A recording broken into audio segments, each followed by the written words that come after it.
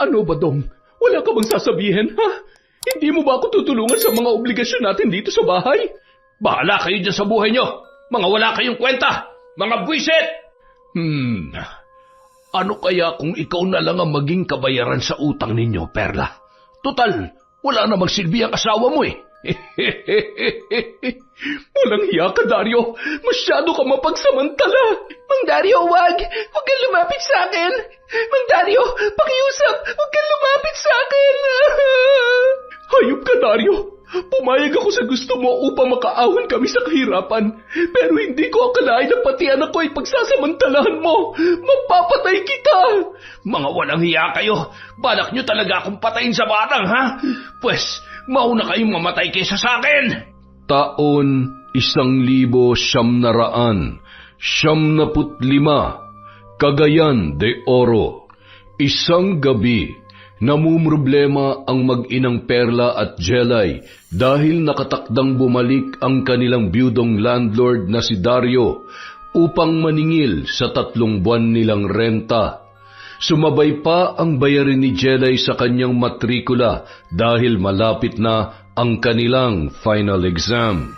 Paano na yan, Nay? Ang sabi sa akin ni Mang Dario kanina, babalik siya ngayong gabi. At pag hindi tayo nakabayad, palalayasin na daw niya tayo dito. Ano ba, Dong? Wala ka bang sasabihin, ha? Hindi mo ba ako tutulungan sa mga obligasyon natin dito sa bahay? Ano bang magagawa ko? Alam mo namang wala akong trabaho. Yan lang ang sasabihin mo. Marami naman pwedeng pagkakitaan kung magsisikap ka lang, ha? Kaso ang tamad-tamad mo. At saka, Nay, may utang pa raw si tatay na pera kay Mang Dario. Totoo ba yun, Badong? Nangutang ka ng pera? Saan mo ginamit yon? Wala ka naman nabili kahit isang butil ng bigas, ha? Diyan na nga kayo. Kaya ayaw ko umuwi dito eh. Kasi ang ingay-ingay ninyo. Sige, lumayas ka. Magsama kayo ng mga kaibigan mong sunog baga. Wala ka nang maitulong dito sa bahay. Nangungutang ka pa. Tay, gabi na po. Mabuti pa, matulog na lamang po kayo. Bahala kayo dyan sa buhay nyo. Mga wala kayong kwenta. Buwisit! Kami pa tong walang kwenta. Ikaw nga tong pabigat dito. Huwag mo ako masigaw-sigawan, ha? Ano, matapang ka na? Bitawan mo ako. Nasasaktan ako. Tay, bitawan niyo po si Nanay. Pasalamat ka, nandito ang anak mo. Dahil kung hindi... Ano? Papatayin mo ako? Ha? Mabuti pa maghiwalay na lamang tayo, Badong. Sige, subukan mong hiwalayan ako. Malilintigan ka sa akin. Tay, tama na, Tay. Kung hindi lang ako nakakapagpigil, ay nako, dyan na nga kayo. Nay, ayos lang po ba kayo? Jelay, anak, hindi ko na talaga matiis ang ugali ng tatay mo. Huwag niyo na lang pong isipin si tatay, Nay. Baka lalo pa kayo ma-stress. Sawang-sawa na talaga ako sa ugali niya.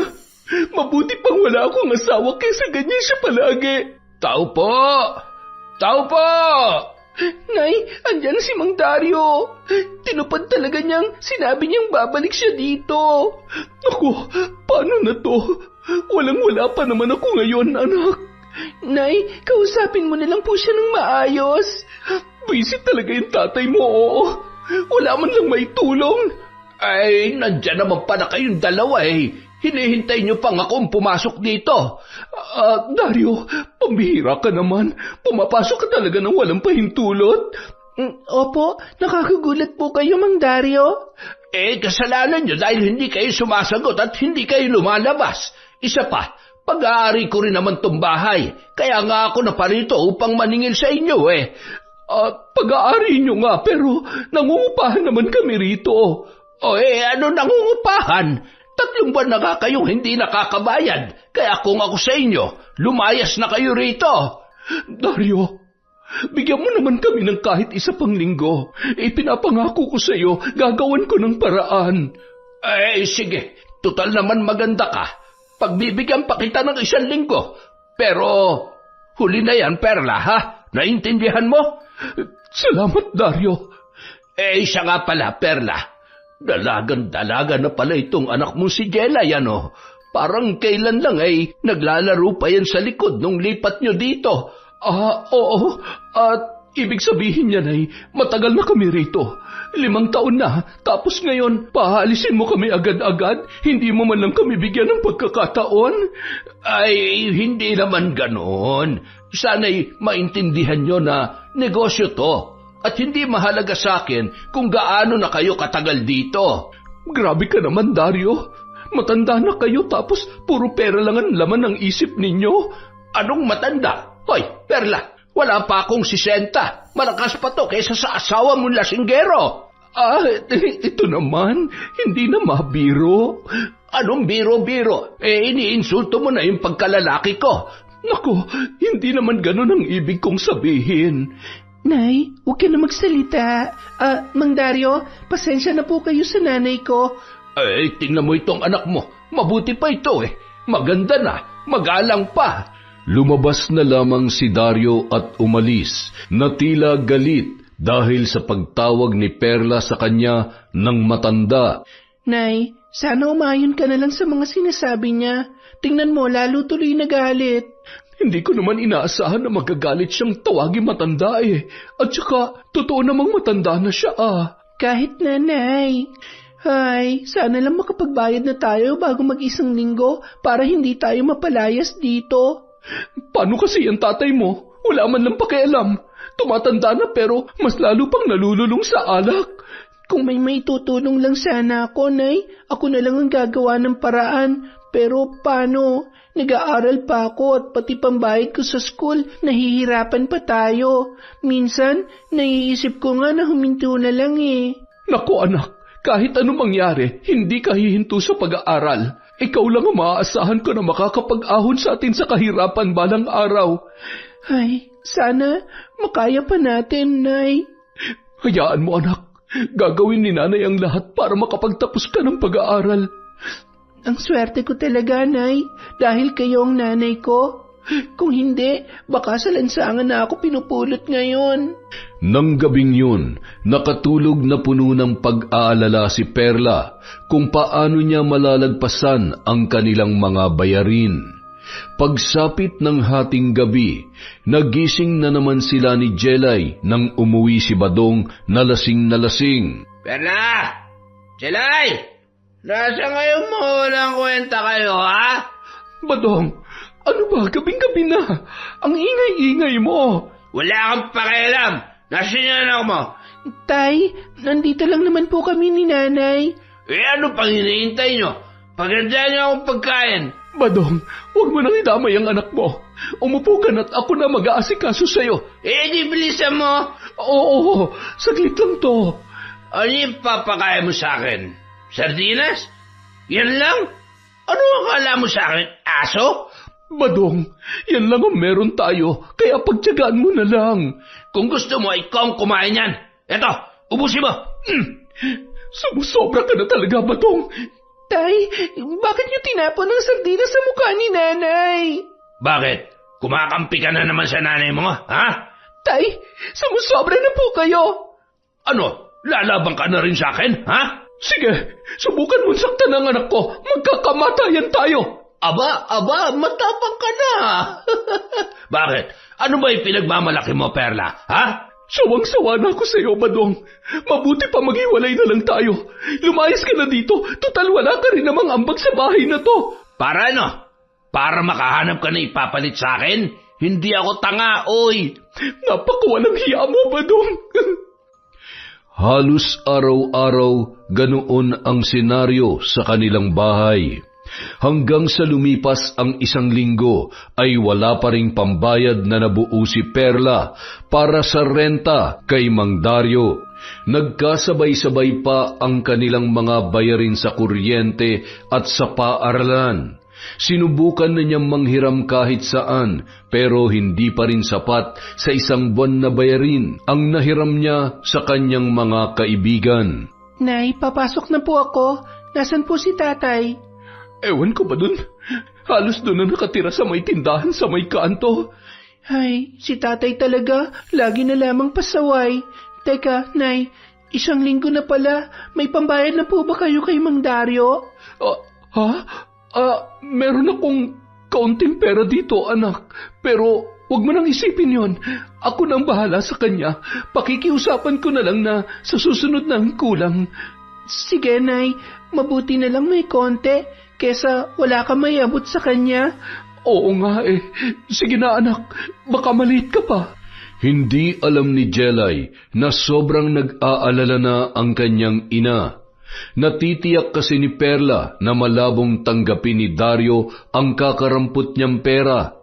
Maya-maya pa, dumating na ang kanyang kinatatakutan, ang biyudong landlord na si Dario. Kaya pumasok siya at nagkunwaring hindi yon nakita. Nasa pintuan na yon nang siya ay tawagin. Ngunit nagdadalawang isip si Perla kung haharapin niya ba ang matanda. Maya-maya pa ay halos sirain na nito ang pintuan sa kakakatok. Tao po! Tao po! Alam kong may tao dyan sa loob. Huwag ninyong hintayin, sunugin ko tong bahay bago pa kayo lumabas dyan. Dario, nandiyan ka na pala. Halika, may hinihanda akong kape para sa inyo. Narito ko para maningil. Kompleto na ba yung pambayad mo? Dario, ano kasi kaunti pa lang yung naipon ko. May problema pa nga ako sa matrikula ng anak ko sabi ko na nga ba, inuuto mo lamang ako Akala mo ba madadala mo ako sa pakape-kape? Akin na yung bayad mo. Pasensya ka na ha, pero ito lang talagang nakayanan ko Ano? Ito lang ang ibabayad mo sa akin?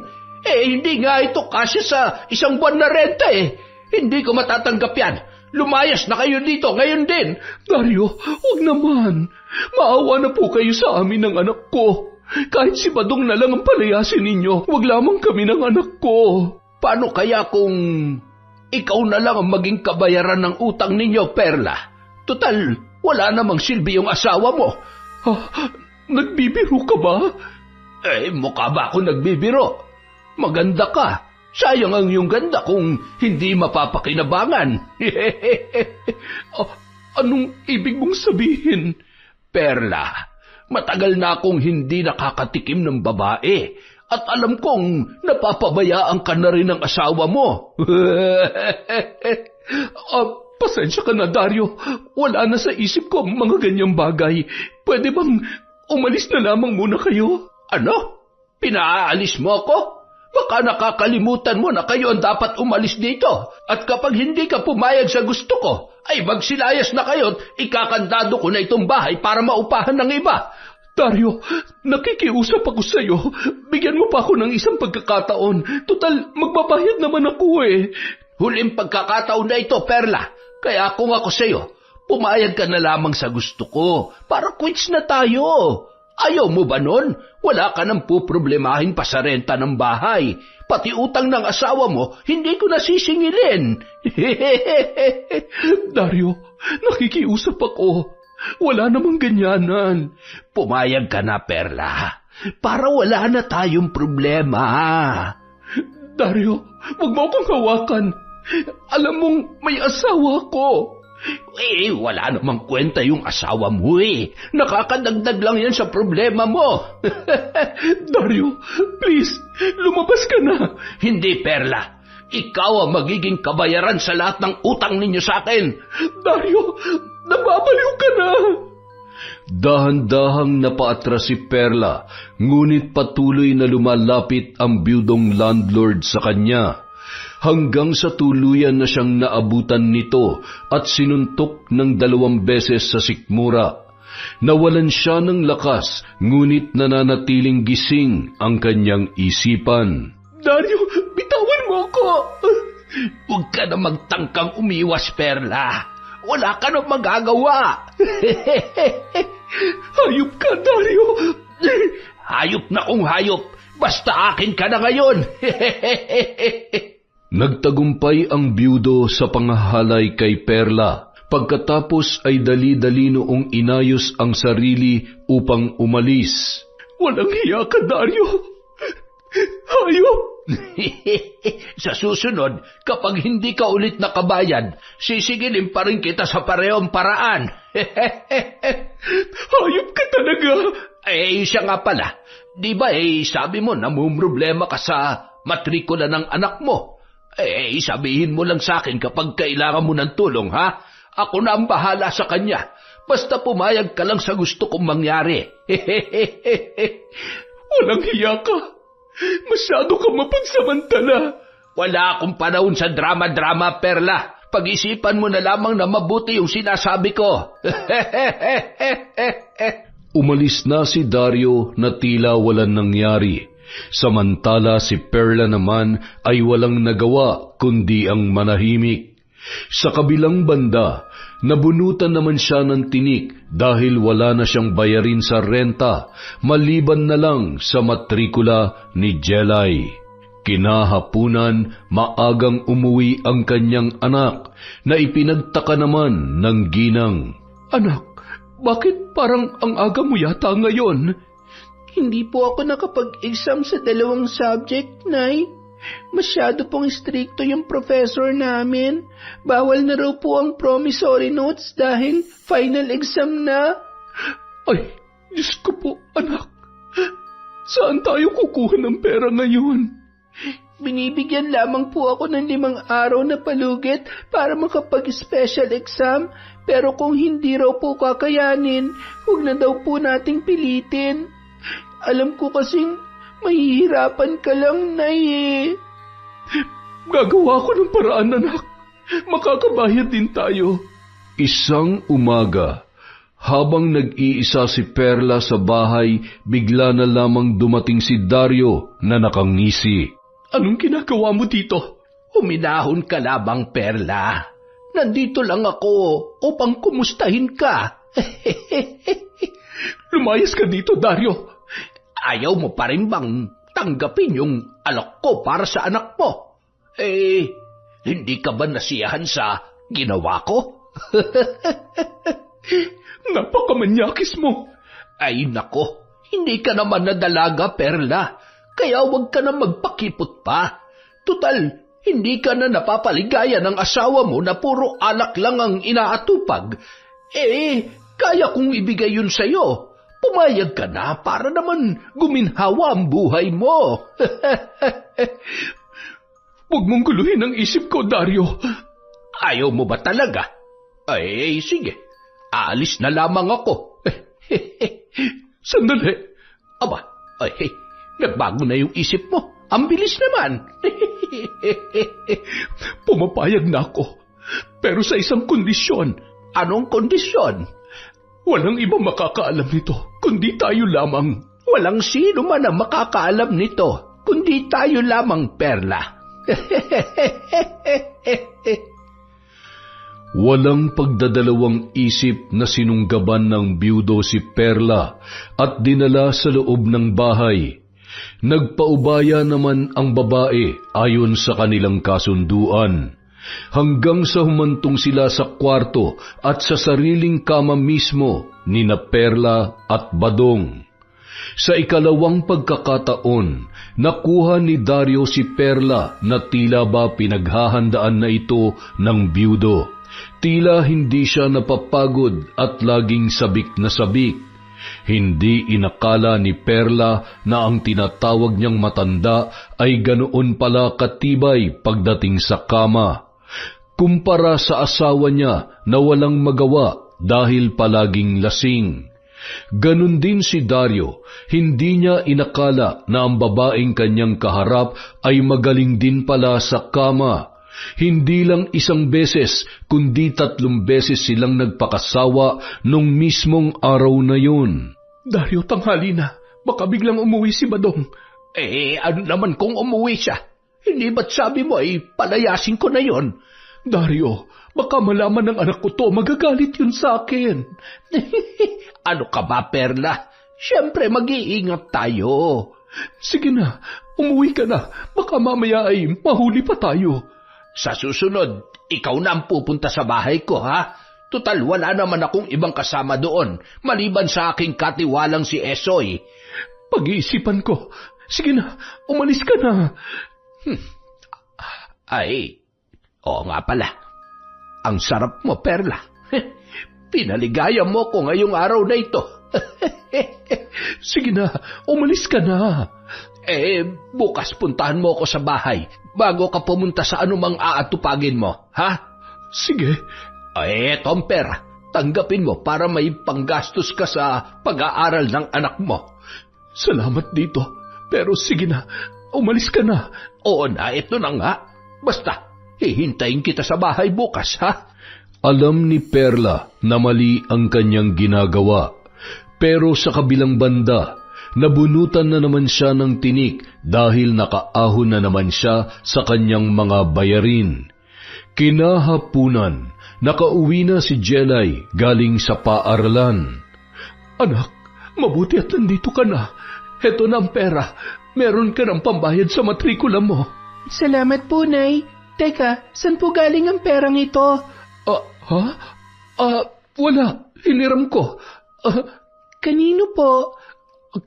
Kay Dario. Ano? Kulang pa nga yung bayad natin sa renta tapos nagpahiram pa siya? Hindi na ba siya nagagalit, Nay? Ang totoo niyan, anak. Galit pa rin siya pero nag-promise ako na ako na lang ang maglalaba at maglilinis dun sa bahay niya para mabawasan naman ang mga utang natin sa kanya. Pumayag po ba siya, Nay? Oo, anak. At pina-advance niya pa ako ng pambayad sa school mo. Basta bukas ay magsisimula na raw ako agad sa kanila. Mabait naman po pala yung matandang yon. Nagkataon lang siguro na mainit ang ulo niya nung unang linggo. Oo. Siguro, ganun nga, anak. Salamat naman, Nay, at makakapag-exam na ako bukas. Perla! Asan ka? Nay, nandyan na naman po si tatay. Anak, itago mo tong pera at baka makita ng tatay mo. Ipambibili na naman niya ng alak yan. Opo, Nay. Nandiyan lang pala kayo eh. Ano yung tinatago mo sa likuran mo, Jelay? Wala po, Tay. Ano wala? Meron. May nakita ako. Ano ka ba, Badong? Wala yan. Gamit lang yan sa school. Akin na nga yan? Tay, wag. Pera! May pera ka pa pala. Akin na yan. Tay, wag pambayad ko po to sa school. Badong, ibalik mo yan. Kailangan yan sa school ng anak mo. Akin na to. Marami-raming alak din ang mabibili nito. Sinabing ibalik mo yan eh. Sa galit ni Perla, sinugod niya ang kanyang asawa.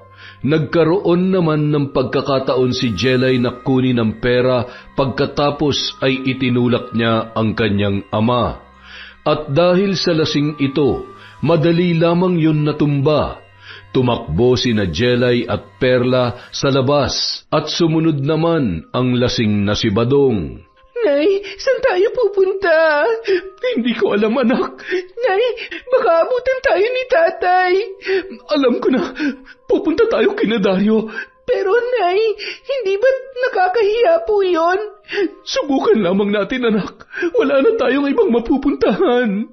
Pagdating nila sa bahay ni Dario, nagulat na lamang ang byudo dahil hindi nun inaasahan ang kanilang pagdating. Sa kabilang banda, nagliwanag naman ang kanyang ngiti nang parehong makita ang dalawang magagandang babae. Kaya agad nitong inutos sa katiwalang si Esoy na buksan ang kanilang gate. Dario, tulungan mo kami. Hinahabol kami ni Badong. Ay, ganun ba? Sige, dumito na muna kayo. Bukas ang bahay ko para sa inyo. Salamat, Dario.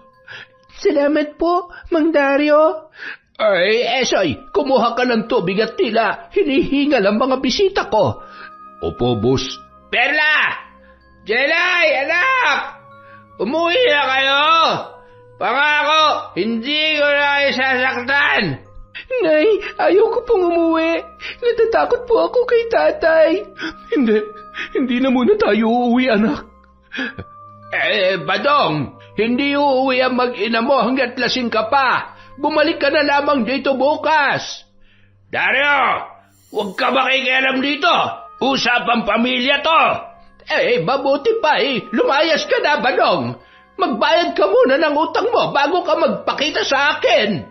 Dario naman, ibang usapan na yan. Uuwi ka ba o tatawag ako ng mga pulis? Uuwi na lamang ako at bukas ko nakakausapin niya mag-ina ko, ha? Mabuti pa nga at wala tayong magiging problema. Nang gabi ring yun, doon na natulog ang mag-ina sa bahay ni Dario, sa isang kwarto kung saan may susi ang matandang byudo, kaya masisilip niya ang dalawa habang natutulog. Busog na busog ang kanyang mga mata, lalo pat hindi nagkukumot ang dalagang si Jelay.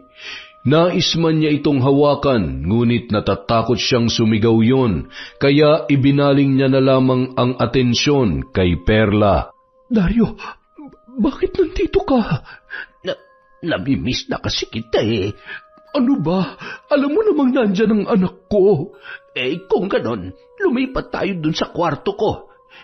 Sumunod ka agad sa akin, ha? Dario, pwede bang wag mo na ngayon?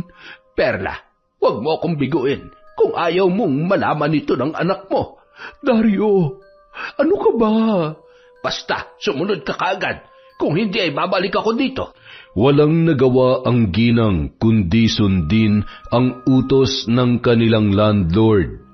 Kesa magising ang kanyang anak sa pangungulit nito. Pagpasok niya sa kwarto, nasa loob ng banyo ang byudo at naliligo. Maya-maya pa, bumukas ang pinto noon at inutusan siyang pumasok. Tila isang utusan na sinunod na lamang niya ang matanda. Pagdating sa loob, sabay silang naligo at doon na nangyaring muli ang bagay na inaasam-asam ni Dario. Tila nabuhayan naman ng diwa si Perla nang pinaranas ni Dario sa kanya ang iba't ibang estilo na hindi nagagawa ng kanyang asawa. Pagkatapos sa banyo, lumipat sila sa malambot na kama na pangmayaman.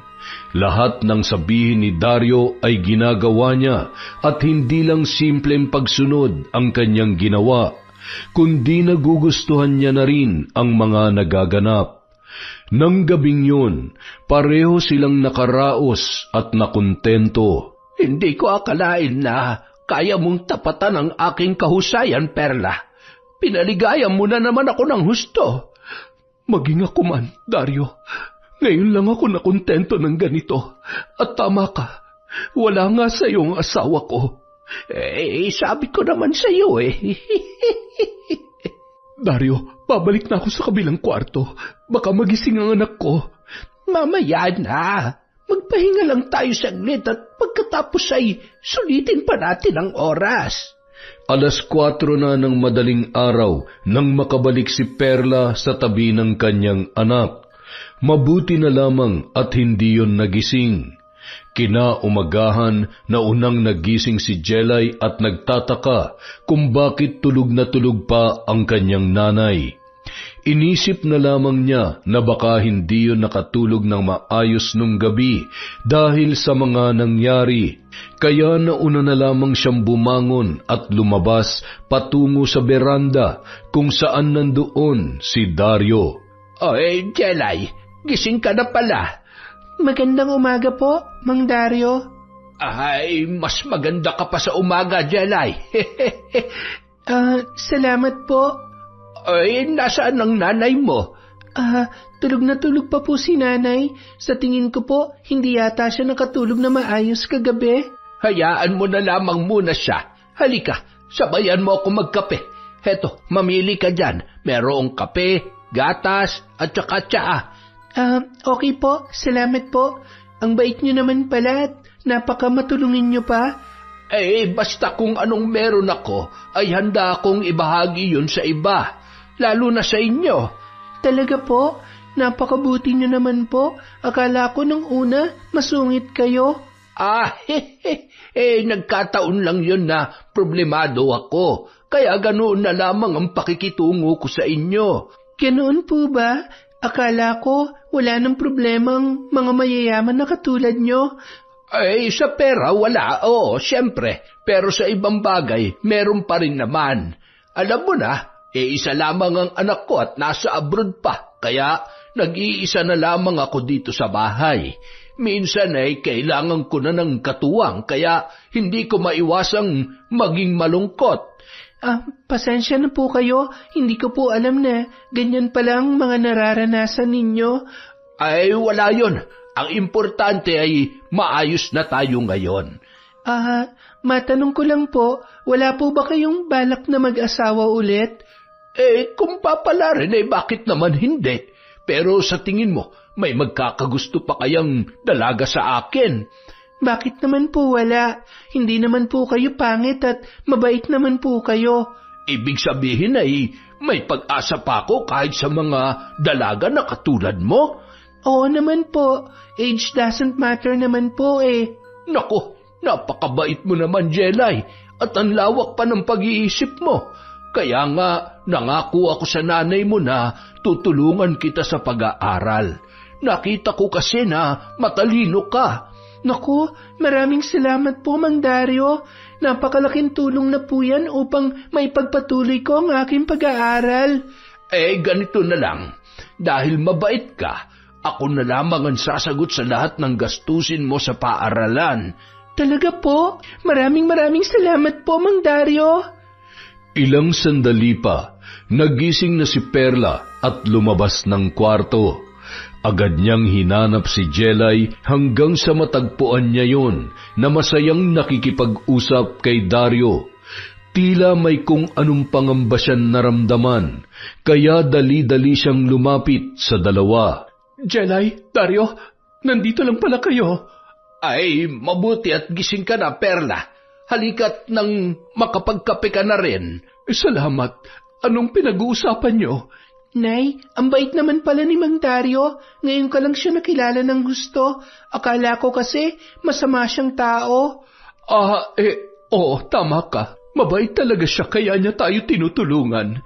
Hindi ba, Nay? Ngayon na kayo magsisimulang magtrabaho sa kanya bilang tagapaglinis at tagapaglaba?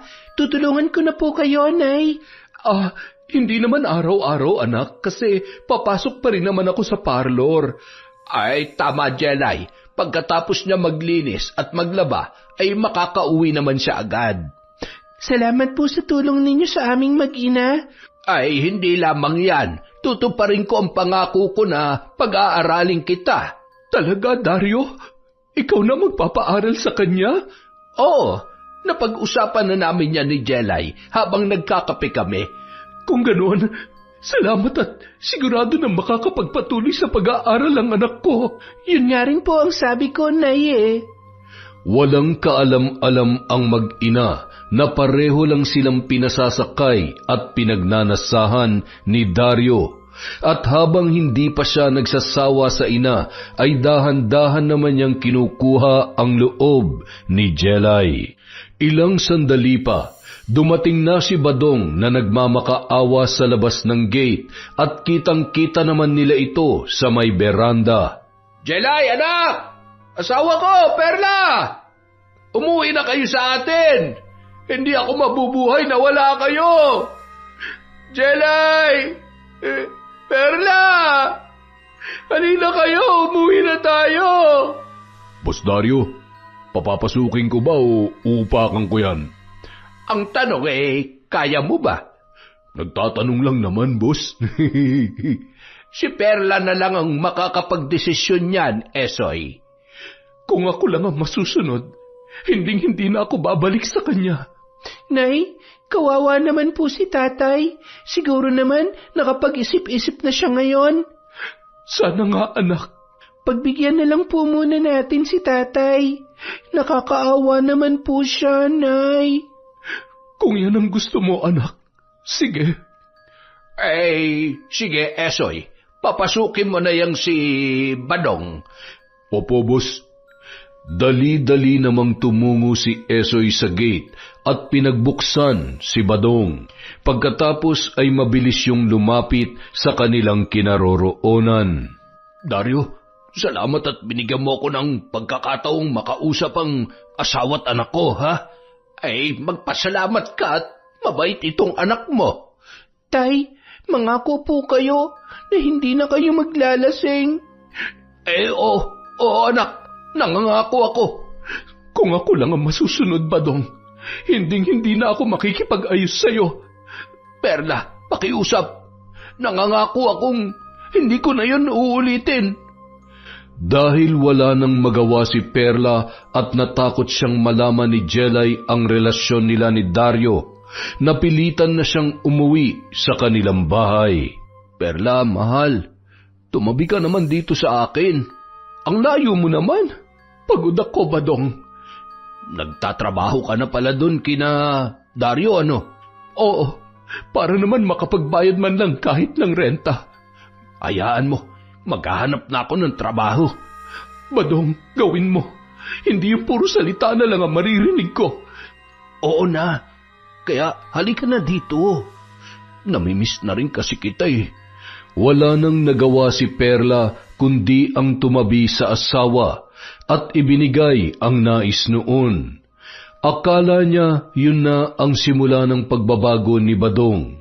Ngunit ilang araw lamang ang lumipas ay bumalik na naman yun sa dating gawi. Perla, pahingi naman ng pera oh. Alam kong doble naman ang kinikita mo ngayon eh. Sa parlor tsaka kay Dario.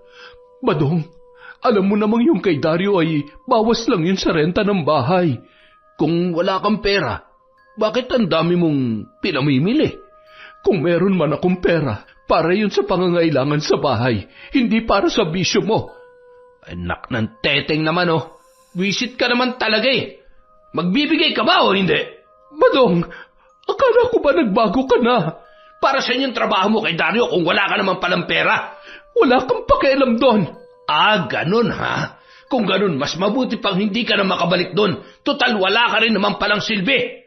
Binugbog ni Badong ang kanyang asawa dahil hindi siya nito binigyan ng pera. Hindi siya makapanlaban dahil malakas si Badong. Kinabukasan, nagkaroon ng maraming pasa si Perla dahilan na hindi muna siya makapasok sa parlor. Hindi na rin siya nakapunta kina Dario na siya namang ipinagtataka ng matandang byudo. Mang Dario, naparito po kayo. Ay, Jelay, hinahanap ko kayo ng nanay mo. Itatanong ko lang sana kung bakit hindi na naglinis ang nanay mo sa bahay. Mang Dario, hindi pa po makapagtrabaho si nanay dahil binugbog po siya ni tatay. Ano? Nasaan ang nanay mo? Nasa loob po. Hali po kayo, pumasok po kayo. Nandito po si nanay. Anak, sino yan? Perla, anong nangyari sa'yo? Pasensya na at hindi ako nakapunta doon. Masakit pa kasi ang katawan ko eh. Ay nako, walang hiya talaga yung asawa mo. Babalik na lamang ako doon kapag maayos na ang lagay ko. Nay, ako na lang po muna ang papalit sa inyo para naman makapagbayad tayo ng renta ng bahay. Naku, hindi pwede, anak. Bakit naman po hindi pwede, Nay? Maglilinis lang naman po ako doon. Basta hindi pwede, Jelay. Makinig ka sa akin. Hayaan mo na siya, Perla. Maglilinis lang naman yung anak mo sa bahay. Jelay, pwede bang iwanan mo muna kami ni Dario at mag-uusap lang kami tungkol sa trabaho? Opo, Nay. Sige po, maiwan ko na po muna kayo. Dario, alam mong hindi ako naglilinis sa bahay mo.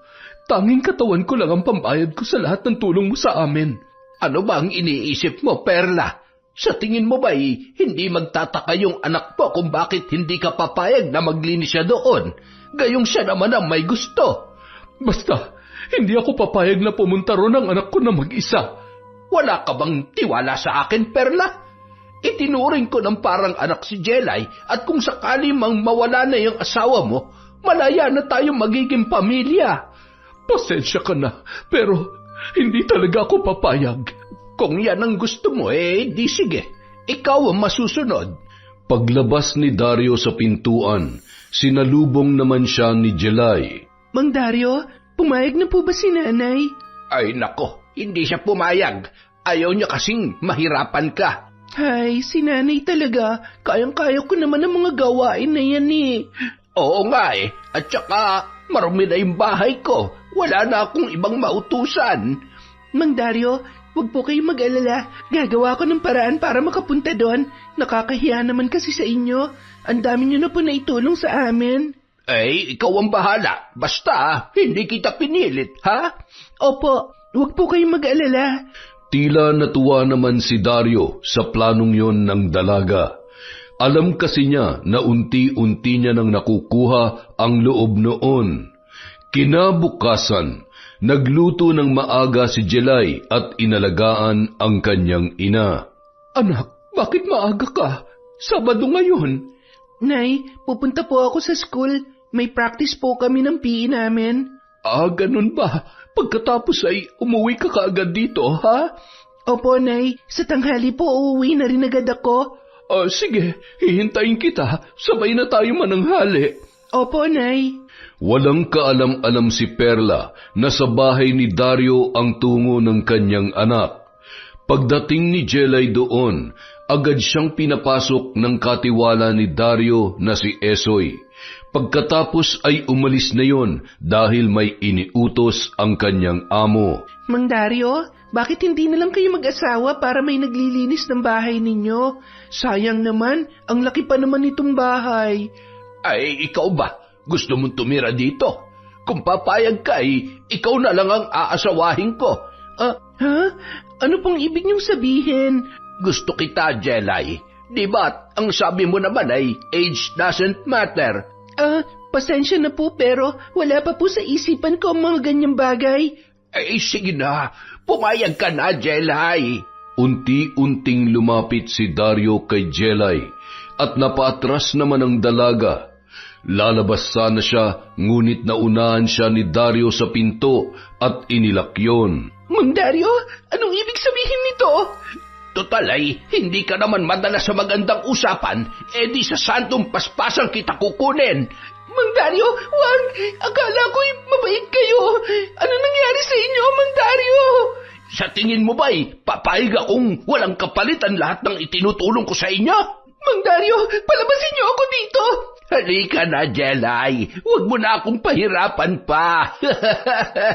Mang Dario, wag! Huwag kayong lalapit sa akin! Mang Dario, pakiusap! Huwag kayong lumapit sa akin! Mang Dario! Huli ka! Wag! Maawa kayo sa akin! Bitawan niyo ako! Nagpumiglas si Jelay, ngunit isang malakas na suntok ang tumama sa kanyang sikmura, dahilan upang siya ay mawalan ng lakas. Noon, nagkaroon ng pagkakataon si Dario na hilahin siya sa kwarto at ibinalibag sa kama na walang kalaban-laban. Dali-dali nitong tinanggal ang kanyang saplot at nang tumambad ang kanyang hubad na katawan, tila asong ulol naman siyang sinunggaban ng byudo. Mang Dario, maawa po kayo sa akin! Kahit magsisigaw ka pa, walang makakarinig sa iyo dito. Hayop ka, Mang Dario! Ang buong akala ko'y mabait ka! Hayop! Manahimik ka dyan! Muli siyang sinuntok ng matanda sa sikmura, dahilan upang muntik na siyang mawalan ng ulirat. Gising ang kanyang diwa, ngunit hindi makapalag ang kanyang katawan, at tanging mga luha na lamang ang nagsasalita para kay Jelay. Matapos siyang pagsawaan ng byudo, hinayaan na lamang siya nitong umiyak. Dali-dali siyang bumangon at nagtakip ng kumot sa katawan. Hayop ka! Walang hiya ka! Tapos na, Jelay. Wala ka nang magagawa. Isusumbong kita sa nanay ko. Sige, subukan mo magsumbong at papatayin ko kayo mag-ina. Salbahe ka! Wala kang kasing sama. Heto. Tanggapin mo na lang itong pera at pagkatapos ay manahimik ka, ha? Binabayaran mo ko? Anong akala mo sa akin? Mukhang pera? Kung ako sa'yo, tanggapin mo na lamang yan dahil yan na ang huli kong ibibigay sa'yo. Simula sa araw na ito, hindi na ako maglalabas ng pera na walang kapalit. Hindi na ako lalapit sa'yo kahit kailan. Dali-daling nagbihis ang dalaga at inayos ang sarili upang umuwi. Pagdating sa bahay, dumiretso siya sa kanyang kwarto nang walang imik. Jelay, anak, ano nangyari sa'yo? Halika't kumain na muna tayo.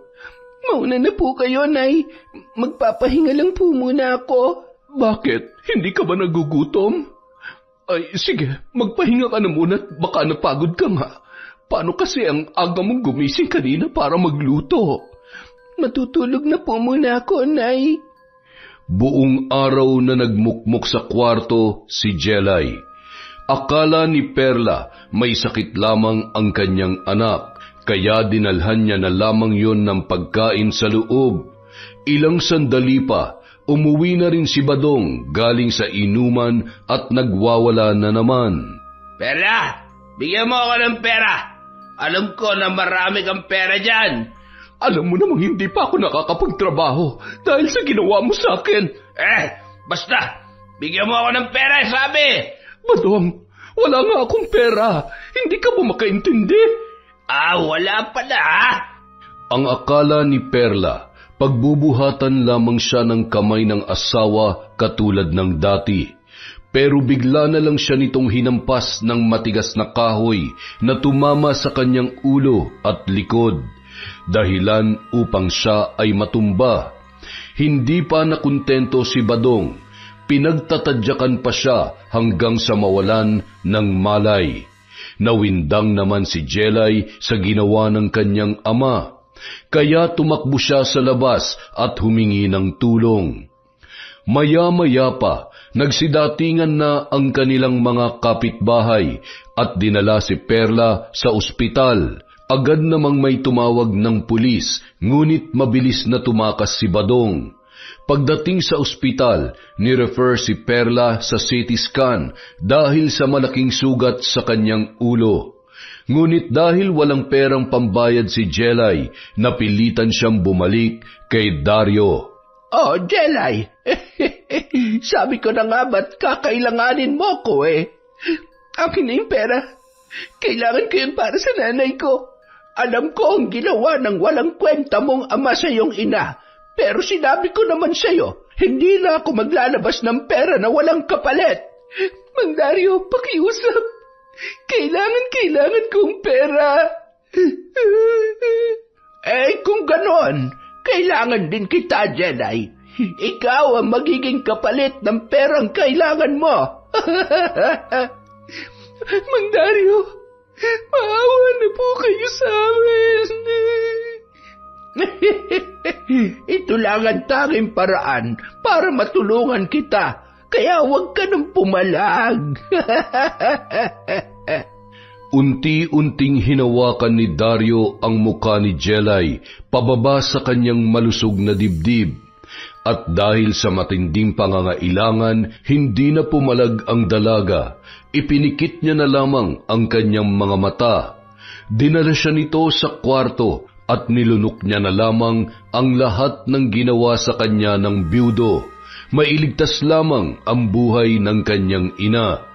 Pagkatapos siyang pagsawaan ni Dario ay agad naman siyang inabutan ng pera. Nagmamadali niya yung kinuha at mabilis na tumungo sa ospital. Bilib na talaga ako sa iyo, boss. Pagkatapos nung ina, yung anak naman.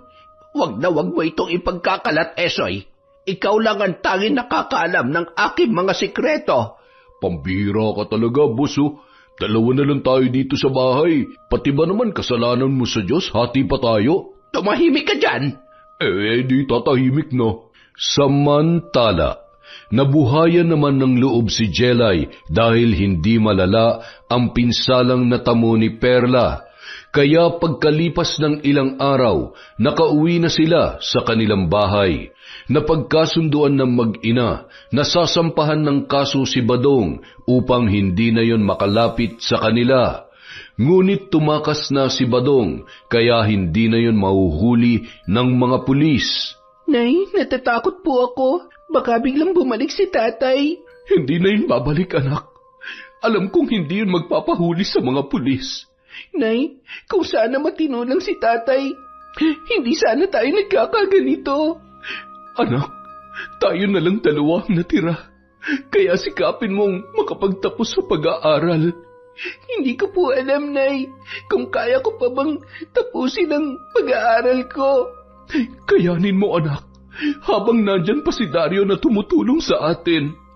Nay, wag po kayong babalik doon kina Mang Dario. Kailangan, anak, para makapagbawas man lamang tayo ng bayad sa renta. Gusto ko na pong umalis sa lugar na ito, Nay. Bakit, anak? Ayaw ko na po dito. Tao po! Tao po!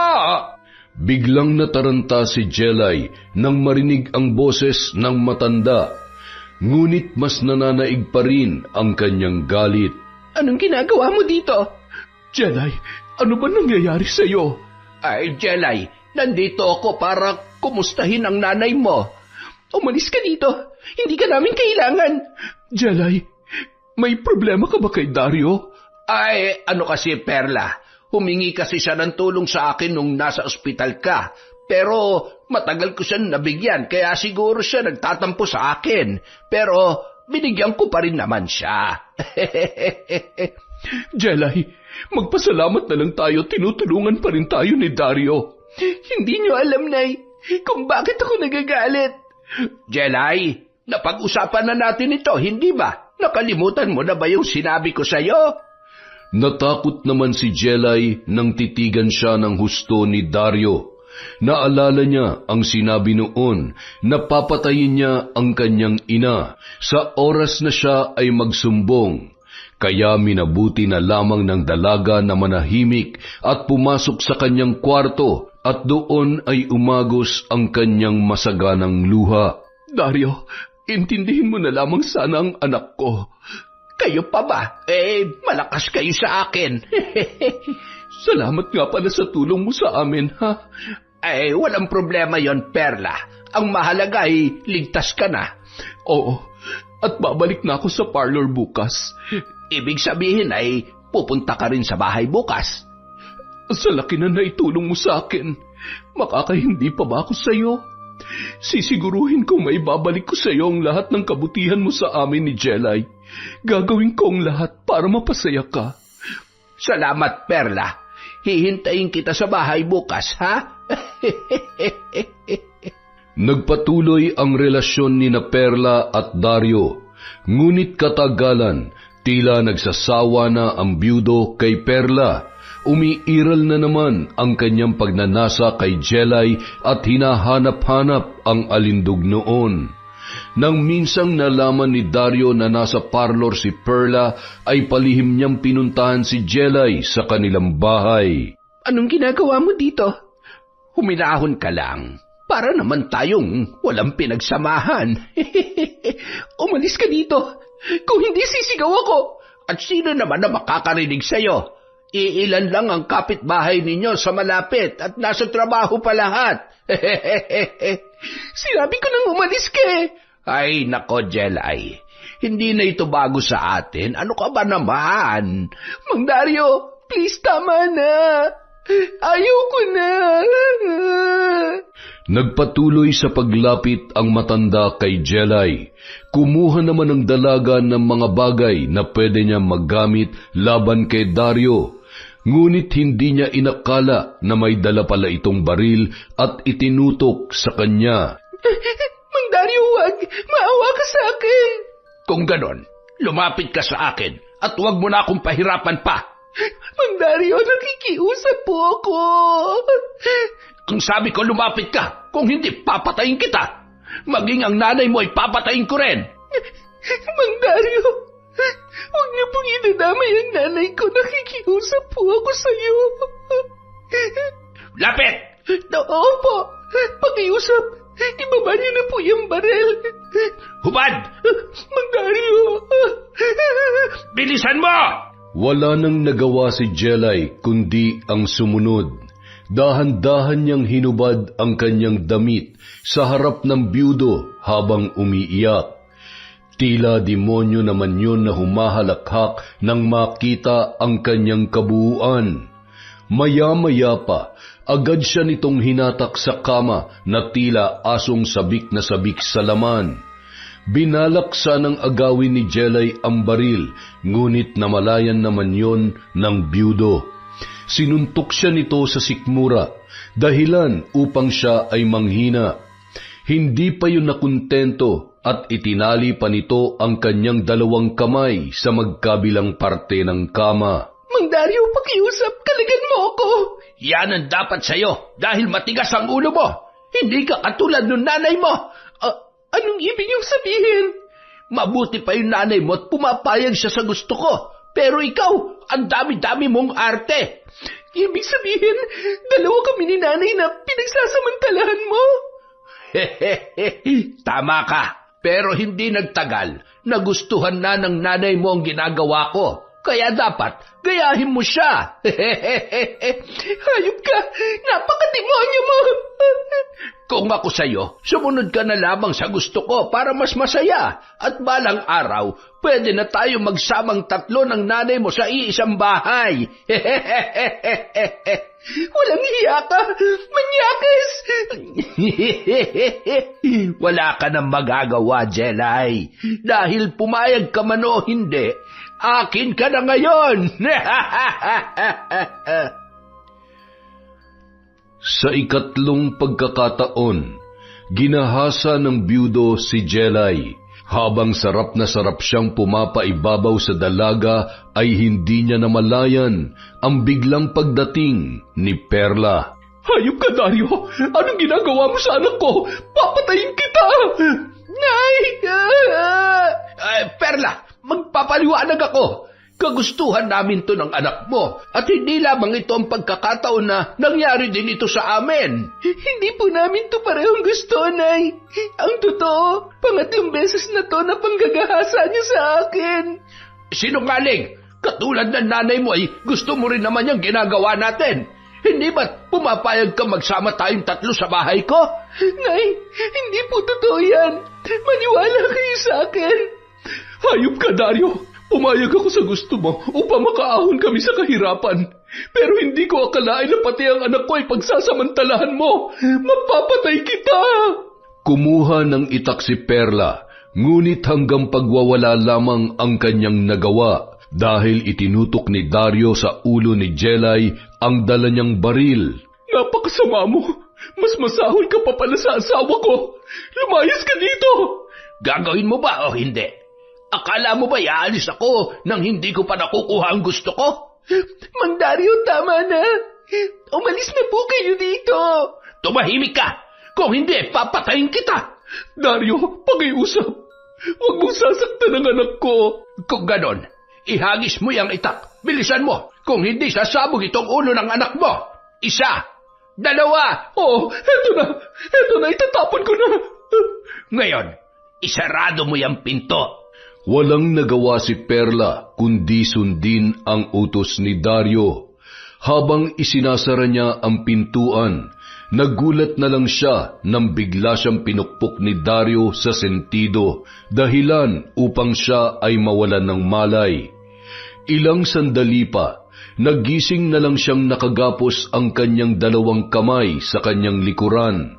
Nang iikot niya ang kanyang tingin sa buong kwarto, kitang-kita niya kung paano binababoy ng byudo ang kanyang nag-iisang anak sa kanyang harapan. Sinikap niyang tanggalin ang tali, ngunit huli na ang lahat. Muli nang nagtagumpay si Dario sa kanyang masamang balak. Nay! Hayop ka, Dario. Pagsisisihan mo ang ginawa mo sa anak ko. Pagbabayaran mong lahat ng ito. Bakit? May magagawa ka pa ba? Idedemanda kitang demonyo ka. Hayop ka. Subukan mo, Perla. Tingnan natin kung may magagawa ka. Wala kang awa. Sinira mo ang buhay ng anak ko. Tama na nga ang drama, Perla. Tanggapin nyo na lang na 2 kayo sa buhay ko. Oh, eto ang pera. Tanggapin nyo para sa 1 linggo ninyong pangangailangan. Hayop ka. Kung akala mo mababayaran mo ng perang ginawa mo sa anak ko, nagkakamali ka. Nagmamadali nang umalis ang matanda, habang sinikap naman ni Perla na tanggalin ang tali sa kanyang kamay. Ilang sandali pa, nagawa niya ito at saka dinaluhan ng anak na hindi nagsasalita, kundi umiiyak na lamang. Jelay, anak. Nay, gusto ko na lamang pong mamatay. Hindi anak, gaganti tayo. Gagawin ko ang lahat upang maipaghiganti ka. Wala na akong muka maiharap sa ibang tao, Nay. Kailan niya ito unang ginawa sa'yo, anak? Patawarin niyo po ako. May kasalanan din po ako. Bakit, anak? Sabihin mo sa akin. Nung sinabi niyo sa akin na huwag akong pupunta sa bahay niya para maglinis, sinuway ko po kayo. Dahil naawa po ako sa kanya. Akala ko mabait siyang tao. Bakit hindi ka kasi nakinig sa akin? Hindi mo ba alam na pinoprotektahan lang kita? Dahil minsan niya na rin akong ginahasa. Pero itinuloy ko lang ang pakikipagrelasyon sa kanya para makaahon tayo sa hirap. Dahil wala rin namang kwenta ang tatay mo. Hindi ko po alam, Nay. Hindi ko alam. Naniniwala ako sa kabaitang ipinapakita niya sa atin. Hindi ako nag-aalala sa sarili ko, anak. Dahil wala rin namang patutunguhan ang buhay ko. Pero ikaw, sinira niya ang buhay mo.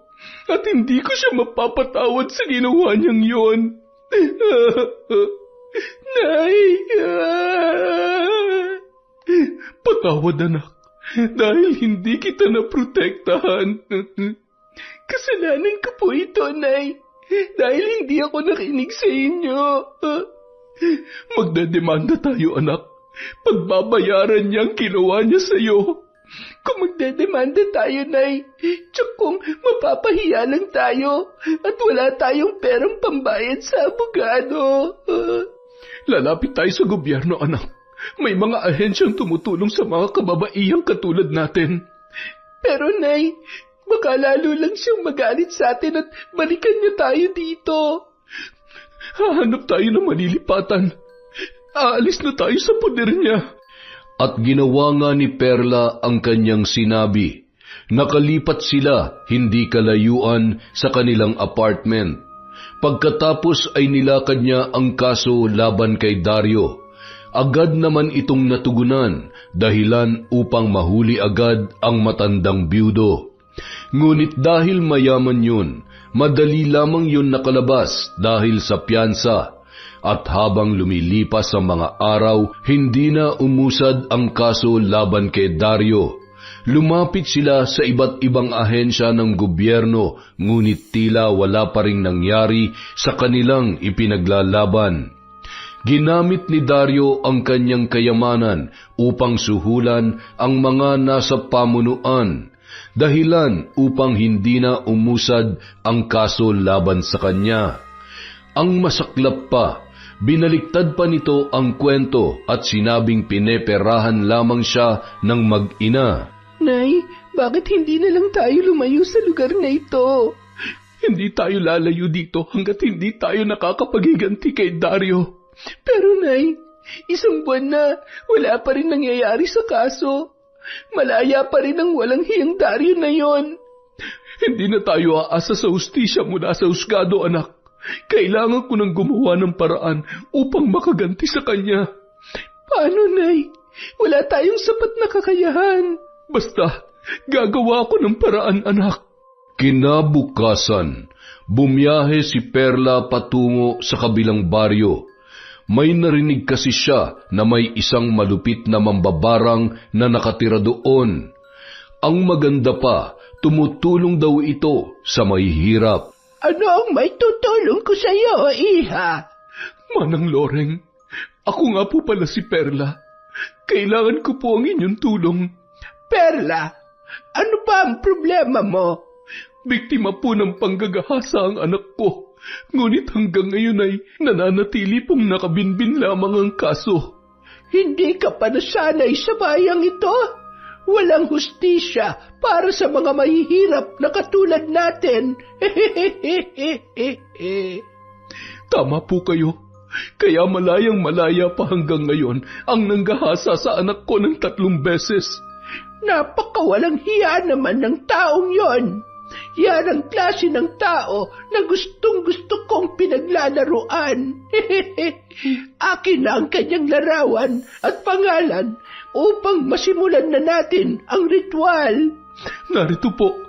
Ginawan ko na yan ng paraan bago ako pumunta dito. Mabuti. Alam mo na ang aking kailangan. Tulungan niyo po kami. Gawin niyo po ang lahat upang makaganti ang anak ko. Maawa po kayo sa amin. Minsan na rin akong naging biktima ng karahasan, kaya nauunawaan ko ang iyong nararamdaman. Hindi na nagsayang pa ng oras ang matandang mambabarang. Nagsindi na ito ng malaki at kulay itim na kandila at gumawa ng sagradong ritual. Umusal ito ng hindi maunawaang salita na nakakakilabot pakinggan. Nagulat na lamang si Perla dahil sa biglang paglapit ng mga itim na higad. Patuloy na umusal ng orasyon ng matanda, pagkatapos ay biglang naglaho ang mga higad. Humayo kayo! Salakayin ninyo ang taong ito! Pinsalain ninyo ang kanyang buong katawan, lalo na ang kanyang ari. Bilisan ninyo! Manang Loreng, ano mangyayari sa kanya? Tingnan mo na lang mamaya kung ano, upang masaksihan mo ng harap-harapan. Kung ganun, salamat po. Dahil sa inyo, maigaganti ko na ang anak ko. Tulad ng sinabi ko, naging biktima rin ako ng karahasan, kaya galit na galit ako sa mga taong katulad nito. Salamat po, Manang Loreng. Pagka-uwi ni Perla sa kanilang baryo, sinadya niyang dumaan sa bahay ni Dario upang magmanman. Nagulat na lang siya nang nakasalubong niya si Esoy na nagmamadali. Esoy, ano nangyayari? Bakit ka nagmamadali? Perla, hindi ko alam kung maniniwala ka pero inatake si Boss Dario ng napakaraming higad na hindi namin alam kung saan nanggaling. Ang bilis naman ng epekto. Ano yun? Wala. Ano bang nangyayari sa kanya ngayon? Ayun, nagsisisigaw sa sobrang kati ng kanyang katawan. Pag hindi ito naagapan nitong gamot ay mapipilitan akong isugod na siya sa ospital. Buti nga sa kanya. Dali-dalim pumasok si Esoy. Maya-maya, lumabas na ang sasakyan para isugod ang byudo sa ospital. Samantala, sa ospital ay nagwawala ito dahil sa sobrang kati ng kanyang katawan, lalo na sa kanyang maselang bahagi. Ang kati! Dok! Tulungan mo ako! Dok! Pasensya na po kayo, sir. Pero nagawa na namin ang lahat. Naipainom na namin sa inyo lahat ng pwede niyong inumin para sa allergy at naiturok na rin namin ang lahat ng kailangan. Pero bakit walang nangyayari, Dok? Yun nga ang hindi namin maintindihan, sir. Dahil pinaka-effective na gamot na yung ginamit namin sa inyo. Hindi ko na kaya to. Mas mabuti pang mamatay na lamang ako sa sobrang kati. Pasensya na kayo, sir. Ginagawa po namin ang lahat. Huminahon lang kayo. Samantala, nabalitaan naman ni Jelay ang nangyayari kay Dario. Wala siyang kaalam-alam na si Perla ang may gawa noon. Nay, totoo po ba na may sakit daw si Mang Dario? Hayaan mo siya, anak. Nakakarma na yan sa ginawa niya sa atin. Oo nga, Nay. Mabuti nga sa kanya. Halika na, kumain na tayo. Nag-adobo ko ng pusit. Wow, paborito ko yan. Kaya nga halika na. Nay, ang baho naman ng pusit na niluto ninyo. Anong mabaho? Ang banguha nito eh. Hindi ba't paborito mo to? Nay, ilayo niyo po sa akin yan. Anak, anong ibig sabihin nito? Hindi ka naman dating ganyan ah. Diyos ko, hindi kaya buntis ka? Hindi ko po alam, Nay. Nay, anong gagawin ko? Hindi ako dapat mabuntis, lalo na nung matandang manyakis na Dario na yon. Anak, Magpa-check up tayo bukas. Mabuti na yung nakakasiguro. Kinabukasan, dinala ni Perla si Jelay sa ospital at doon ay nalaman nila na nagdadalang tao nga ang kanyang anak. Nay, hindi ito maaari. Ipapalaglag ko to, Nay. Maghunos dili ka, anak. Pag-isipan mo na natin mabuti. Nandyan na yan. Wala na tayong magagawa. Pero, Nay, ayoko pang magkaroon ng anak, lalo na kung sa demonyong yon. Hindi ko to matatanggap, Nay. Anak, walang kinalaman ng bata. Hindi mo siya dapat idamay. Basta, Nay, ayoko. Demonyo ang tatay nito. Anak, hindi kita masisisi. Pero isipin mong walang kasalanan ng bata na nasa iyong sinapupunan. Aalis tayo dito, Nay. Ayokong malaman ni Dario na buntis ako. Oo, sige anak. Aalis tayo dito kapag natapos ko ng paghihiganti natin sa kanya. Makalipas ang 5 araw, simula nung magkasakit si Dario, nangangayayat na yon at lumalaki pa ang tiyan. Puno rin ng pantal ang kanyang katawan at nagkasugat-sugat na dahil sa kanyang mga kamot. Ang malala pa, tila nabubulok na ang kanyang pagkalalaki. Paano na yan, boss? Tapos na ang maliligayang araw mo. Tulungan mo ako, Esoy. Hindi ko na kaya to. Hindi kaya binabarang ka, boss? Barang? At sino naman ang magpapabarang sa akin? May iba pa ba? Ha? Ang walang hiyang babae na yon. Mapapatay ko sila. Ano kaya, boss, kung magpagamot ka sa albularyo? Tutal, hindi ka naman gumagaling sa doktor eh. Sige, Esoy. Tulungan mo ako. Hindi ako papayag na mamatay lamang ako sa sakit na ito. Dinala ni Esoy ang kanyang amo sa isang kilalang albularyo. Mabuti at nadala mo siya kaagad dito. Dahil kung hindi, maaaring hindi na naagapan ang sakit niya. Bakit, Mang Lauro? Ano bang sakit ko? Isang napakalakas na barang. At sa totoo lang, nahihirapan akong banggain ang kanyang itim na mahika. Hindi nga ako nagkamali, boss. Binarang ka nga. Kita mo? Mang Lauro, tulungan mo ko. Gawin mo ang lahat. Magbabayad ako sa iyo kahit na magkano. Susubukan ko, Dario. Gagawin ko ang lahat ng aking makakaya. Umusal ng mga salita na hindi maunawaan ang naturang albularyo. Pagkatapos ay hinipan niya ang ulo ng matanda. Ilang sandali pa ay hinawakan niya ang pulso nito. Napakalakas niya. Bihira lamang ang nagtataglay ng ganitong kapangyarihan. Anong nangyari? Bakit lalong nangangati ang buo kong katawan? Maging ang aking tiyan ay sumasakit na naman. Tila ba may nagtatakbuhan sa loob?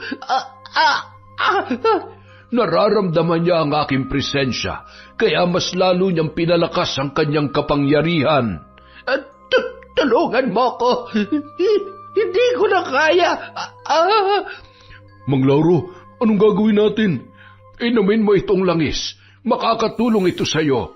Dali-dali namang ininom ni Dario ang naturang langis. Ilang sandali lamang ay nag-aalboruto na ang kanyang tiyan. Ha? Anong nangyayari? Lalong sumasakit ang tiyan ko. Tiisin mo lang muna. Soy, mamamatay na yata ako. Boss, kaya mo yan. May kasabihan tayong ang masasamang damo, matagal daw mamatay. Hindi ako nagbibiro, Soy. Gago ka. Sorry po, boss. Ilang sandali pa, bumulwak sa bunganga ni Dario ang napakaraming tila putik at sinabayan pa ng maitim na higad.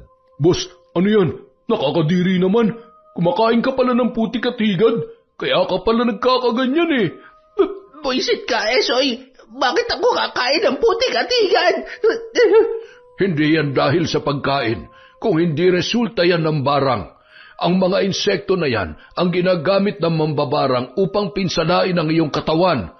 Mabuti na lang at nailabas mo lahat. Lauro, maaari bang malaman kung sino ang gumagawa nito sa akin. Isang babae, marahil ay malaki ang kasalanan mo sa kanila. Boss, sinabi ko na sa iyo yan eh. Hindi mo na dapat tinanong pa. Kung ano man ang kanilang galit, ay sila lang ang nakakaalam. Para makasiguro tayo na may panlaban ka, bibigyan kita ng panangga bilang depensa sa anumang barang. Basta't siguruhin mo lang na hindi mo ito tatanggalin sa iyong katawan. Humanda sila sa akin. Nais ko labang sabihin sa iyo na may limitasyon ang aking panangga. Hindi pa rin natin masusukat kung gaano kalakas ang mambabarang na nagbigay sa iyo ng karamdaman. Malaman ko lamang kung sino ang mambabarang na yan, mapapatay ko rin siya. May isang paraan upang makasiguro tayo sa iyong kaligtasan. Ano yon? Kung may nagawan ka man ng kasalanan, mas makabubuti kung hihingi ka ng tawad sa kanila. Bayad ng pera ang lahat ng ginawa ko sa kanila. Kaya wala na akong dapat pagbayaran o hihingi ng tawad. Kung ganoon, nasa iyo pa rin ang desisyon. Bumalik lamang kayo rito kapag kailangan ninyo ang aking tulong. Matapos magamot si Dario, umuwi na sila sa kanilang bahay. Nagpahinga muna siya ng ilang araw at sinigurong magaling na ang kanyang balat bago siya lumabas ng bahay. Samantala, nalaman naman ni Perla na gumaling na si Dario, kaya dali-dali siyang bumalik sa mambabarang. Manang Loreng, bakit gumaling yung lalaking yon? Huwag ka mag-alala, Perla. Ang albularyong kanyang nilapitan ay kasing hina lang ng kuting. Ang kanyang panangga ay walang silbi. Natatakot ako na baka muli na naman niya kaming balikan. Hindi na mangyayari yan, Perla. Humanda siya dahil ipatitikim ko sa kanya ang pinakamalupit na barang. Nagsindi ng malaking itim na kandila si Manang Loreng upang magsagawa ng sagradong ritual. Kinuha niya ang isang garapon na may laman na maliit na ahas at isa pang garapon na puno ng mga bakukang. Lumuhod habang nakadipa ang mambabarang at umusal ng mga salita na hindi maunawaan. Pagkatapos ay pinakawalan ang ahas at ang mga insekto. Sige, humayo kayo at gawin niyo kung ano ang dapat niyong gawin. Manang Loreng, nakakakilabot po ang inyong ginagawa. Umalis ka na, Perla, upang masaksihan mo ang kanyang paghihirap. Manang Loreng, tanggapin mo itong kaunting halaga bilang ganti sa pagtulong mo sa akin. Sapat na sa akin ang donasyon, Perla, kaya wala kang dapat alalahanin. Kung ganoon, salamat po sa pagtulong niyo sa amin. Magmamadaling araw na nang umuwi si Perla. Tahimik siyang dumaan sa bahay ni Dario at pansamantalang nagmanman. Wala siyang narinig na ingay tulad nung kanyang nadatnan noon. Sa isip ng babae, hindi tumalab ang ginawa ng mambabarang. Habang patuloy na naglalakad ay nakasalubong niya na naman si Esoy. Esoy, anong ginagawa mo dito? Perla, hinahanap ko si Boss Dario. Inatake na naman ng barang eh. Ano? At saan naman siya pumunta? Ewan ko, basta kanina nagwawala yun, bit-bit yung kanyang baril. Hindi niya matanggap na bumalik ang kanyang sakit. Diyos ko, hindi kaya pumunta siya sa bahay? Yun din ang iniisip ko, kaya papunta sana ako sa inyo eh. Esoy, pakiusap, tumawag ka ng pulis. Baka kung anong magawa niya sa anak ko. Nakaramdam ng labis na kaba si Perla, kaya dali-dali siyang naglakad pa uwi. Pagkapasok niya sa kanilang bahay ay bumungad sa kanya ang namumutla at pawis na byudo habang hawak nito ang kanyang baril. Anong ginagawa mo dito? Nay, tulungan niyo po ako. Mga walang hiya kayo. Balak niyo talaga akong patayin sa barang, ha? Pwes, mauna kayong mamamatay kesa sa akin. Hindi ko alam ang mga pinagsasasabi mo. Huwag ka na magbaang-maangan pa, Perla. Alam kong ikaw ang nagpapabarang sa akin. Tingnan mo, kung anong ginagawa mo. Ang kati-kati ng tiyan ko. Nararapat lamang yan sa mga katulad mong demonyo. Akala mo ba'y papayag akong ganito na lang ang mangyari sa akin? Nagkakamali kayo! Dario, anong gagawin mo? Magkakamatayan muna tayo, Perla. Bago ninyo ako mapatay, uunahin ko tong anak mo para mas maramdaman mo ang sakit. Dario, wag! Pakiusap, ibaba mo yung baril mo. Nay, umalis na kayo dito. Hayaan niyo na akong mamatay. Total, wala naman ng kwenta ang buhay ko. Hindi, anak. Hindi kita iiwan. Tama! Huwag kang umalis, aray ko. Pero, panoorin mo muna ang pagkamatay ng anak mo. Dario, nakikiusap ako. Wag! Nay, umalis ka na. Iligtas mo ng sarili mo. Dario, wag! Pinag-agawan ni na Jelay at Dario ang baril hanggang sa isang putok ang umalingaw-ngaw at tumama sa balikat ni Jelay. Jelay! Walang hiya ka, Dario! Binaril mo ang anak ko! Umalis ka na, Nay. Mas mabuti pang mamatay na lamang ako dito. Hindi, Jelay. Kailangan mo madala sa ospital. Kailangan mabuhay ang bata na nasa sinapupunan mo. Anong ibig mo sabihin? Buntis si Jelay at ikaw ang ama. Bakit kayo mo lamang sinabi sa akin yan? Hey! Dahil hindi karapat-dapat maging ama ang isang demonyong katulad mo. Kung ganoon, magsasama-sama tayo sa impyerno. Hayop ka! Demonyo ka talaga! Hindi ba't gusto ninyo namang patayin ako sa pamamagitan ng barang? Mas mabuti pang sabay-sabay na tayong mamatay. Nay, umalis na kayo rito. Hayaan niyo na ako. Anak, hindi kita pwedeng iwan. Nay, nakikiusap ako sa'yo. Ang sakit ng tiyan ko. Hindi ko matatanggap ang ginawa niyo sa akin. Papatayin ko kayo.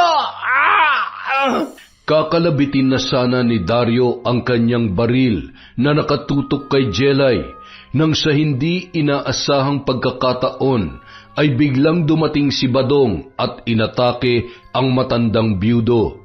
Nagkaagawan sila ng baril, ngunit dahil may dinaramdam si Dario, madali lamang itong nalupig ni Badong at naagaw ang armas. Ilang segundo lang ay umalingaw-ngaw ang tatlong magkakasunod na putok na tumama sa katawan ni Dario bago yun bumulagta sa lupa. Tay, bakit niyo po ako iniligtas? Sana hinayaan niyo na lamang ako mamatay. May nakapagsabi sa akin tungkol sa ginawa ni Dario sa inyo, kaya naparito ako. Huli na ang lahat, Tay. Hindi mo na maibabalik ang panahon. Patawarin mo ko, anak.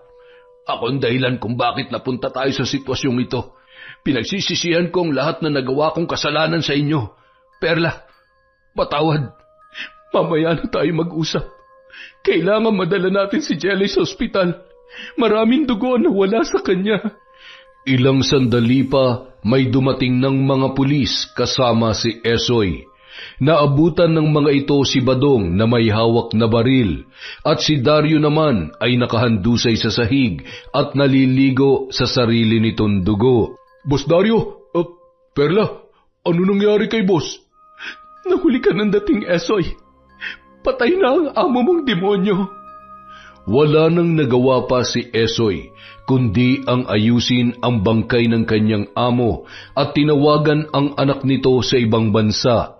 Hindi naman nahirapan ang mga pulis sa paghuli kay Badong dahil kusa na yung sumuko. Samantala, mabilis naman isinugod si Jelay sa ospital. Pagdating doon, mabilis yung isinalang sa operasyon. Hindi umalis si Perla sa labas ng operating room hanggat hindi natatapos ang isasagawa kay Jelay. Makalipas ang isang oras, lumabas na ang doktor. Dok, kumusta ang anak ko?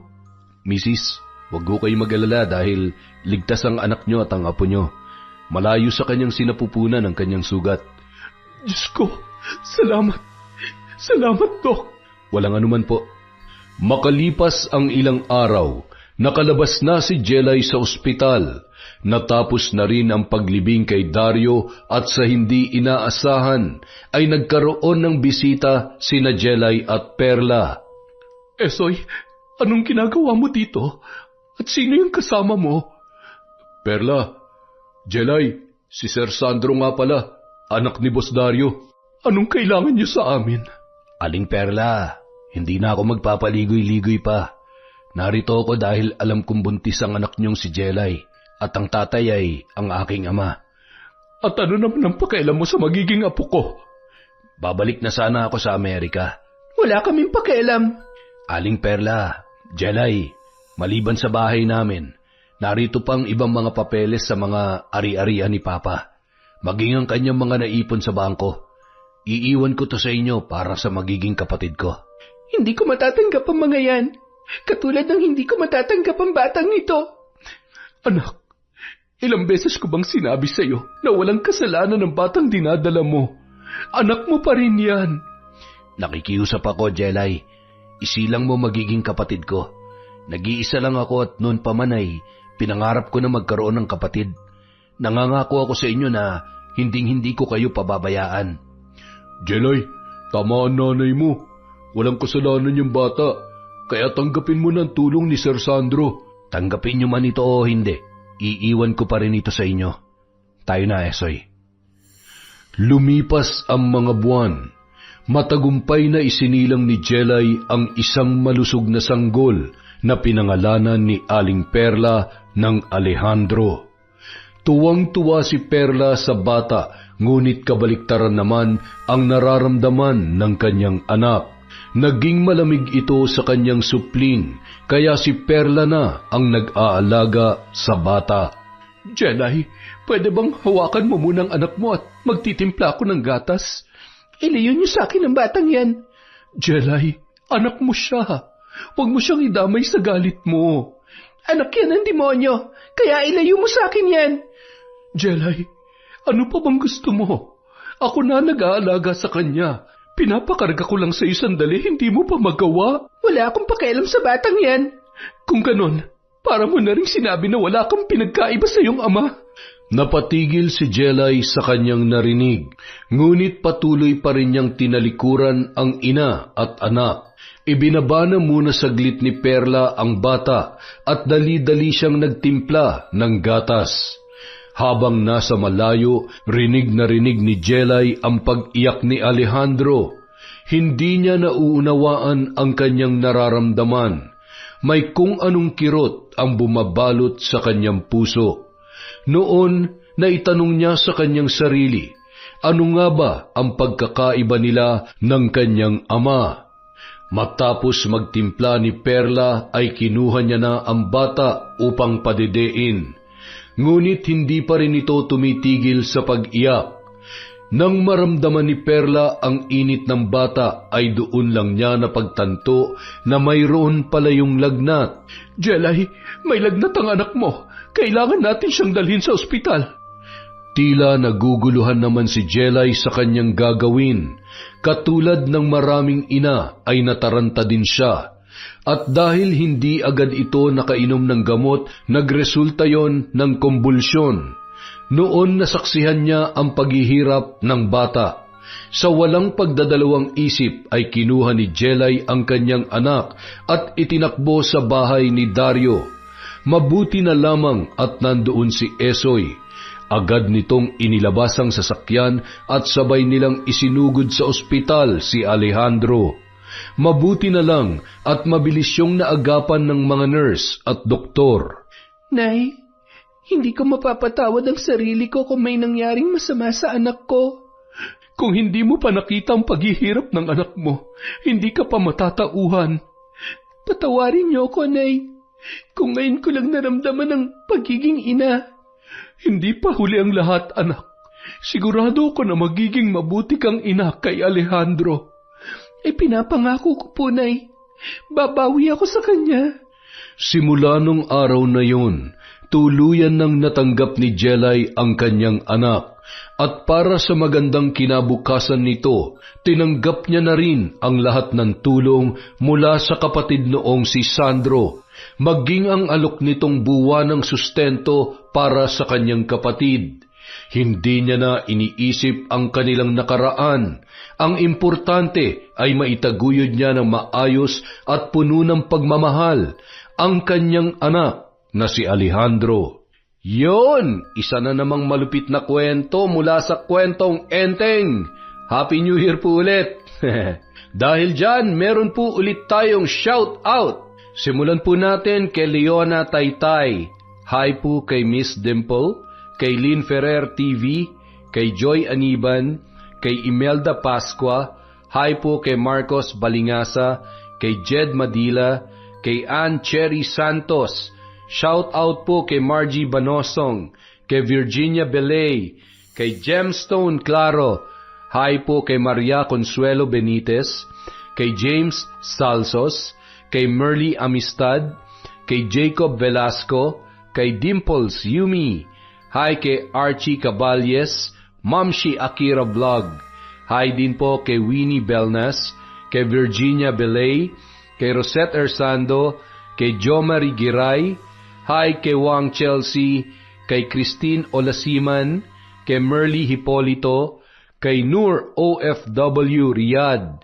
Hi din po kay GDG, kay Tita Jinky Perez. Shout out po kay Von Joki, kay Jocelyn Tolentino, kay Gina Cornelio, kay Joey Ignacio, kay Red Gaspar. Hi kay Esmeralda Talores, kay Lynn Beato, kay M. Rose Strong OFW in Kuwait. Hi din po kay Glenda Cabagyo, kay Michael Zafra, kay Jeneline Estenzo, kay Catherine Fantinalgo. Hi kay Mirna Alfaro, kay Noemi Garcia Pabunan, kay Mamiliana Nalugon, kay Dan Escano, Cherry Belinario, Rosita Saclote, Asia Makalindong, Helen Flores, Aryan Leonora, kay Laima Edsel Muhammad, kay Marjorie Dequilia, kay Jaralu Joy Joy. Hi po kay Samuel Tubosa, Joy Cuevas Tubosa, kay Monong Dodong Tubosa, from Saidi Saidi. Hi po kay Ashton Hope, kay Belinda Bacani, kay Gichel Condesa, kay Merly Herbolingo. Shout out po kay Cristina Peru, kay MJ Rivera, Shara Marie Hipulan, kay Lynn Tots, kay Jean Rose Garabiles. Hi po kay Saineth Gregas, kay Minimum Order, kay John Roy Reyes from Georgia Reyes. Hi po kay Vicky Yabut, kay Hadia Page, kay Fuji Choi or Fuji Chio. Hi din po kay Rosita Bulco. Bon voyage po kay Oliver Mateo from June Mateo. Hi din po kay Arlene Torquiza. Sa mga taga Northville 3, Bayugo, May Kawayan, Bulacan, from Janice Tamagos of Jeddah, Saudi Arabia. Hi po sa mga taga Dulangan, Puerto Galera, from Florete Lopez. Hi po kay Jonah Lopez, Batayin Sila, kay Arlene Castro Ramos, kay Lydia Lopez, kay Sally Roldan, kay Monica Nieves. Hi po kay Adam Lasa, kay Mercy Grace Yoting, kay Luella de la Peña. Hayashi Megan. Hi din po kay Chris Alcantara, kay Thelma Carasawa, kay Giza Nicole, kay Belen Malbas, kay Elma Arriba Madrigal. Hi kay Jenna Cassandra, Leatan, Russell Galope, Kurt Mina, Honey Austria, Janice Delphine Ramirez, Joyce Key Vlog, kay Neneng Leonora, kay Lydia Alba, Ryan Alba, at Loretta Bobes. Hi din po kay Yolanda Malinis, kay Den Montmon. Hi kay Lea Cruz, kay Ka-Friendship at Kalatag Pinggan from Ami. Hi po kay Mitch Asia, kay Melba Quaid, kay Olayor Calba, kay Criselda Sotil, kay Ronaldin Rodriguez. Shout out po kay Ashley Domingo, kay Kathleen Joy Faildin, kay Lynette Reparado, Kyla Maris, Cat Burglar Cutie, at Papa Etan from Angono, Rizal. Maraming salamat po sa walang sawang pagsuporta sa Kwentong Enteng.